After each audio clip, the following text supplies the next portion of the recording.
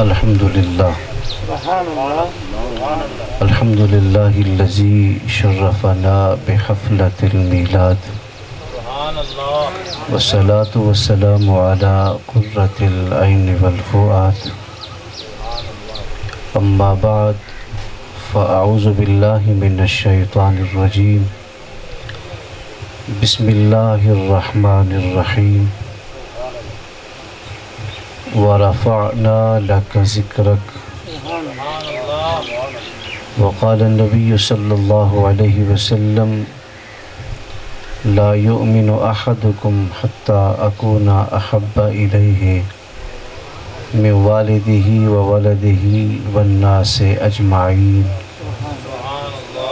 صدق اللہ مولانا العظیم ان اللہ وملائکتہ یصلون علی النبی یا ایہا الذین آمنوا صلوا علیہ وسلموا تسلیما اللہم صل علی سیدنا ومولانا محمد نبی الامی وعلی آلہ واصحابہ اجمعین۔ نعرہ تکبیر، نعرہ رسالت، نعرہ خلافت۔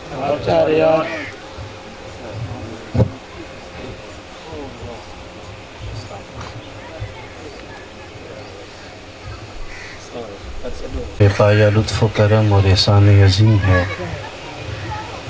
کہ آج کی اس خوبصورت محفل میلاد میں حاضری کا شرف حاصل ہو رہا ہے۔ دعا ہے اللہ کریم ہم سب کی اس حاضری کو اپنی بارگاہ میں قبول فرمائے۔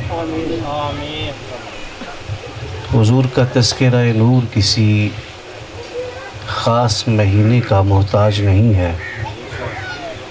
میرے امام فرماتے ہیں کان جدھر لگائیے تیری ہی داستان ہے۔ لمحہ لمحہ حضور کے تذکرہ نور میں عاشقوں کا دل منور رہتا ہے، اس لیے کہ امام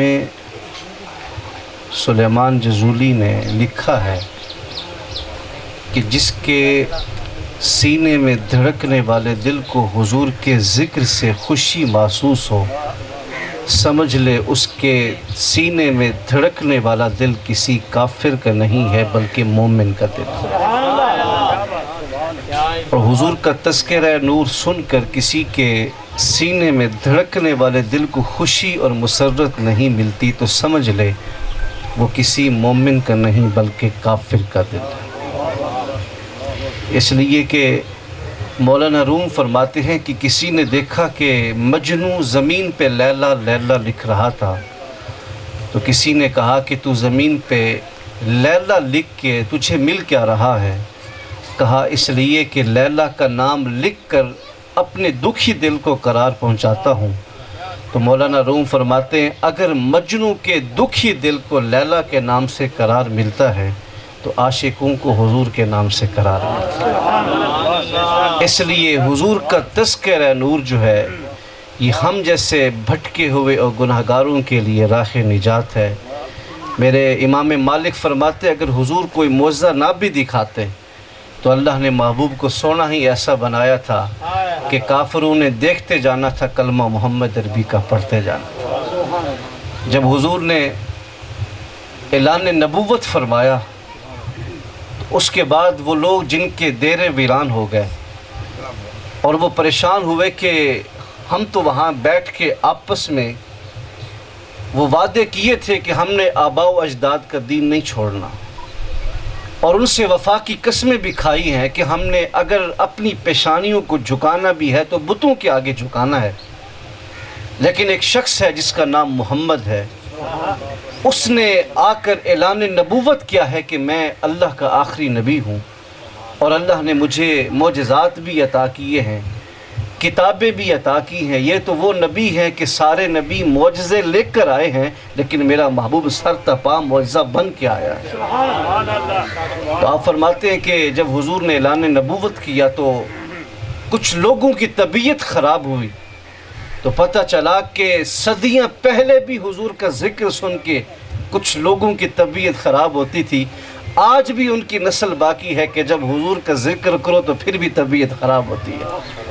تو پتہ چلا کہ جن کے دل کو سکون ملتا تھا صدیاں قبل، وہ صدیق اکبر، عمر، عثمان و علی تھے۔ آج اگر کسی کو خوشی اور تسکین ملتی ہے تو ان کے نوکر ہے۔ تو جب آقا علیہ السلام نے اعلان نبوت فرمایا تو اس کے بعد آپس میں مشاورت کی گئی کہ کسی نہ کسی طریقے سے اس شخصیت کو روکا جائے، کہیں ایسا نہ ہو کہ اس کی غلامی میں جو بھی آتا ہے وہی اس کا ہی ہو جاتا ہے۔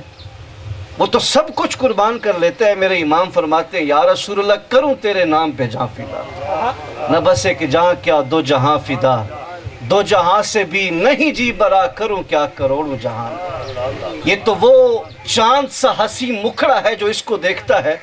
حضرت سعد بن ابی وقاص، یار ماں سے بڑھ کے بھی کوئی حسین رشتہ ہے، اس کے سرہانے بیٹھے ہیں۔ حضور کا جب دامن پکڑا نا تو کسی نے کہا کہ سعد کی والدہ کو کہ سعد نے کلمہ پڑھ لیا ہے، تو حدیثوں کے اندر آتا ہے کہ ان کی والدہ نے کہا کہ بیٹا کھانا بھی چھوڑ دوں گی اور پینا بھی چھوڑ دوں گی، اور جب تک تو حضور کا دامن نہیں چھوڑے گی اس وقت تک میں مر جاؤں گی لیکن کھانا نہیں کھاؤں گی۔ کسی نے کہا کہ سعد تو اتنی محبت کرتا ہے ماں سے، جا کے دیکھ تو صحیح، اس کی سانسیں اٹکی ہیں اور روح نکلنے کے قریب ہے، تو یہاں بیٹھا ہے حضور کی بارگاہ میں۔ تو حضرت سعد جب حضور کے وہاں سے اٹھ کے اپنی ماں کے پاس آئے تو کیا دیکھتے ہیں، روح اٹکی ہے، سانسیں ٹوٹنے کے قریب ہیں، اور ماں نے کہا بیٹا یار ماں تو وہ ہے کہ جس کے قدموں کے نیچے اللہ نے جنت رکھ دی ہے، اور سعد بن ابی وقاص بیٹھے ہیں، ماں کی آنکھوں سے آنسو کی برسات بھی ہے۔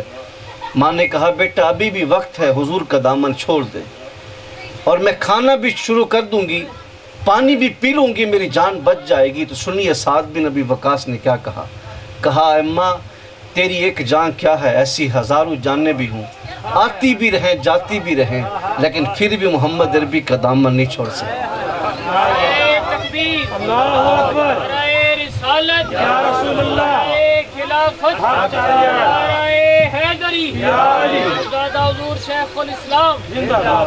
تو فرمایا کہ جب تک حضور سے صحیح معنی محبت نہ ہونا، یار اگر مجنو کو اپنی لیلا سے اتنی محبت ہے، ایک بادشاہ نے لیلا کو اپنے دربار میں بلا کے کہا کہ تو مجنو سے محبت کرتی ہے، تو اتنی حسین بھی نہیں ہے، اور پھر مجنو تیرے اوپر اتنا مرتا ہے۔ اس لیلا نے جواب دیا بادشاہ وقت تو اپنی نظر سے دیکھ رہا ہے، کاش تو نے مجنو کی آنکھوں سے بھی دیکھا ہوتا۔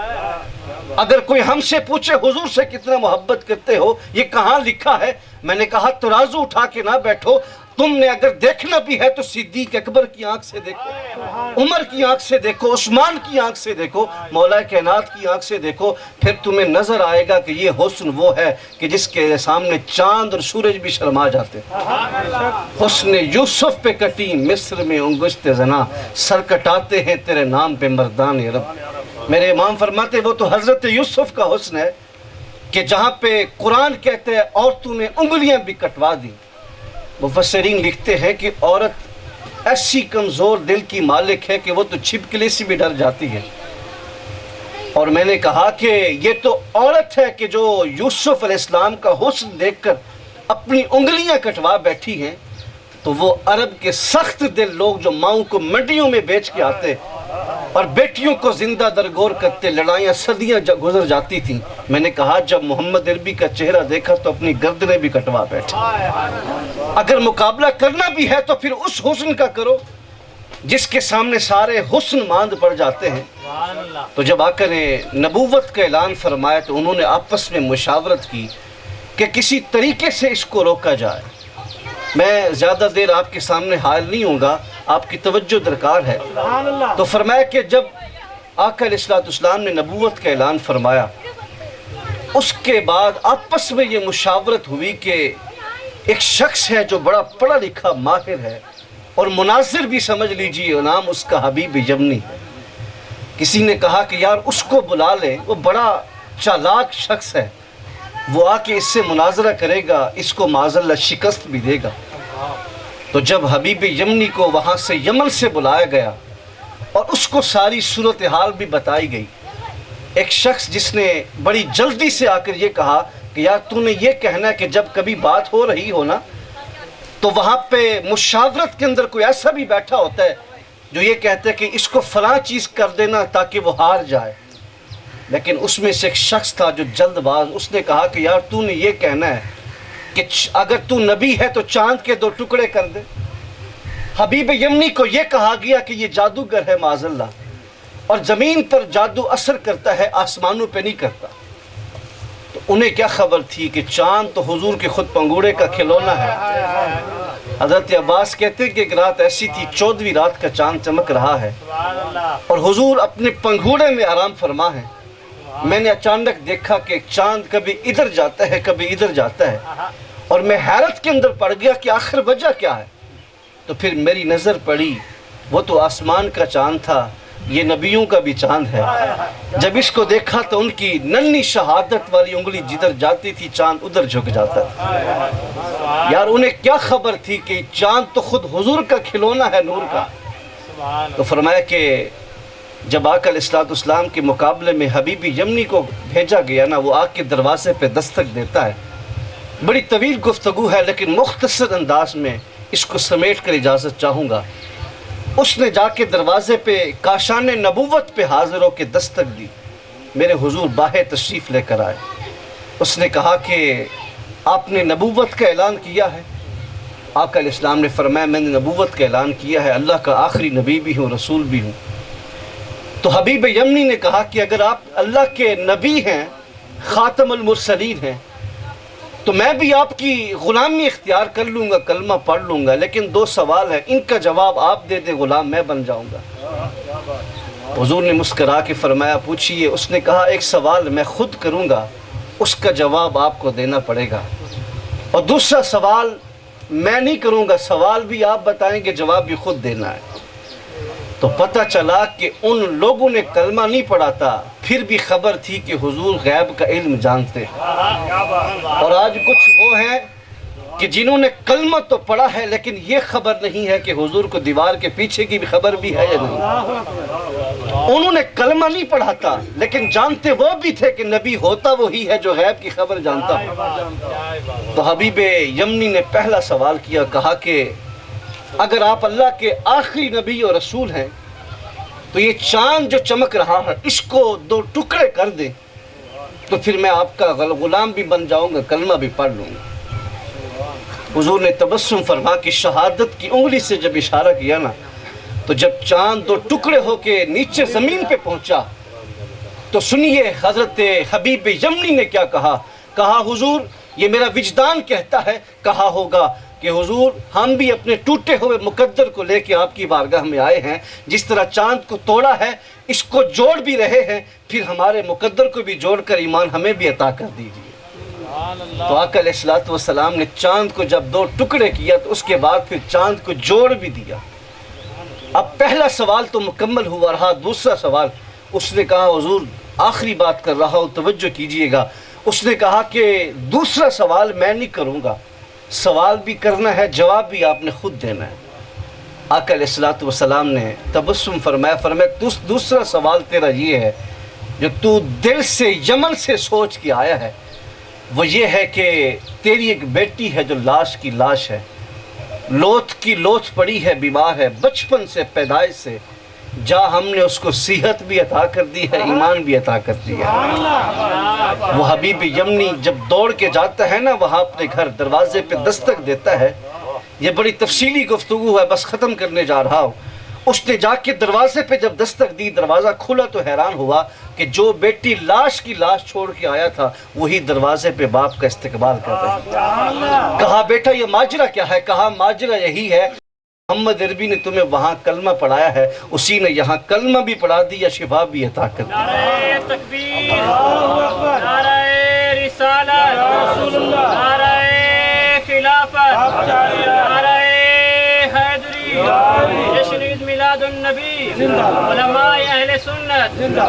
تو یار جو حضور سے صحیح معنی محبت کرتا ہے وہ چاہے وہ یمن کا حبیب ہو یا پھر بوسیر کا شرف الدین بوسیری ہو.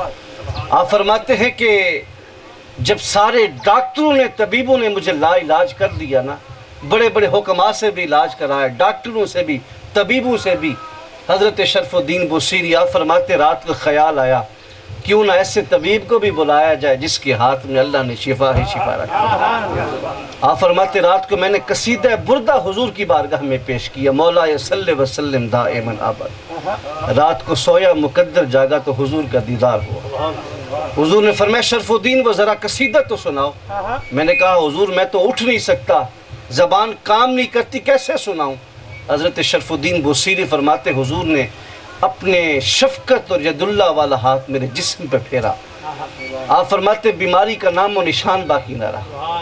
حضور نے اپنی یمنی چادر بھی مجھے عطا کی، روٹی کا ٹکڑا بھی عطا کیا، شفا بھی عطا کر دی اور مجھے قصیدہ بردہ بھی عطا فرما دی۔ تو یار اگر کوئی بھی حضور کو پکارے، یہ ضروری نہیں ہے کہ یہ ہماری آنکھوں کے سامنے پردے ہیں، رسول اللہ سے رمت سے کوئی پردہ نہیں، کوئی دوریاں باقی نہیں ہوتی۔ جب بندہ حضور کو صحیح معنی پکارتا ہے تو آقا ایسا کرم کرتے ہیں، وہ شرف الدین بوصیری ہو، وہ حضرت امیر المجاہدین خادم حسین رضوی کیوں نہ ہو، وہ ممتاز قادری کیوں نہ ہو، وہ کوئی بھی عاشق رسول ہو، جب حضور سے کنیکشن دل کا ہو تو پھر حضور کرم بھی فرماتے ہیں، دیدار بھی عطا کرتے ہیں۔ اللہ کریم کی بارگاہ میں دعا ہے کہ اللہ کریم میری اس مختصر سی حاضری کو اپنی بارگاہ میں قبول فرمائے، اور میرے بھائی صدیق صاحب کی طرف سے جو میلاد ہوا اللہ کریم اس کو قبول فرمائے، اور ماشاءاللہ رمضان بھائی اللہ تعالیٰ ان کو بھی علم و عمل میں برکتیں عطا فرمائے۔